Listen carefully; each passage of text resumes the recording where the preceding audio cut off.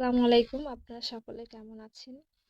আমার সকাল থেকেই চালতা খেতে মনে চাইছিল, কিন্তু আমার কাছে কোনো চালতা ছিল না। পরে ৯টা ২৭-এ আমার মনে হলো এখন চালতা আমার খাওয়াই লাগবে। তো আমি সন্ধ্যাবেলায় চালতা হাতে পেয়ে যাই, কিন্তু তখন আর খাই নাই।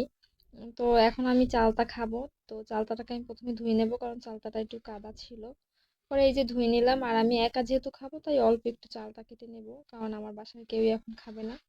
আর আমি টক তেমন একটা পছন্দ করি না, কিন্তু যখন আমার খেতে মন চায় তখন আমার খাওয়াই লাগে, এরকম আর কি। মানে আমার যখন যা মন চাবে তখন তাই খাওয়া লাগবে। মানে ওরকম না যে মানে কোনো কিছু মন চায় না, ওটা আমার সামনে আসলে আমি খাবো, এটা আমি কোনোভাবেই খেতে পারি না। তো আমি এতটুকু চালটা কেটে নিয়েছি, এবং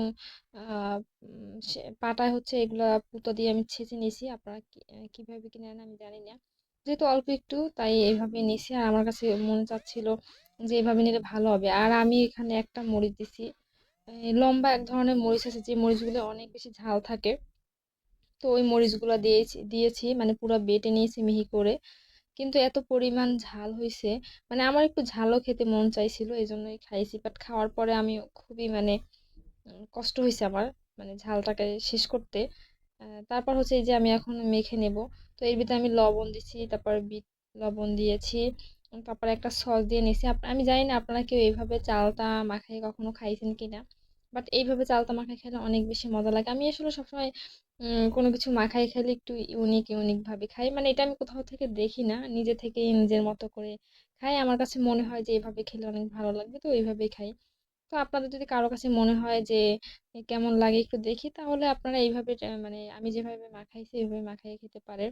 আমি এটার ভিতরে কিন্তু নুডলসের মশলা থাকে যে ওইটা আমি দিয়ে দিছি, কারণ আমি হচ্ছে সবসময় হচ্ছে ম্যাজিক মশলা দিই চালটা মাখাইলে।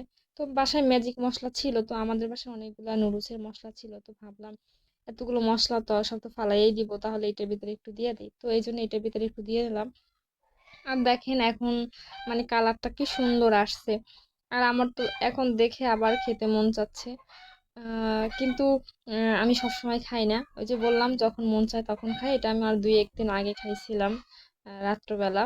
আর এই যে মানে এত পরিমাণ টেস্ট হয়েছে, আমি কি বলবো, আমি তো ভাই মানে অনেক মজা করে খাইছি, কিন্তু খাওয়ার পরে তো অনেক ঝাল লেগেছিল। আর আমার এই অনেক ঝাল লাগার কারণে আমি একটা খেজুর বের করে খাচ্ছিলাম।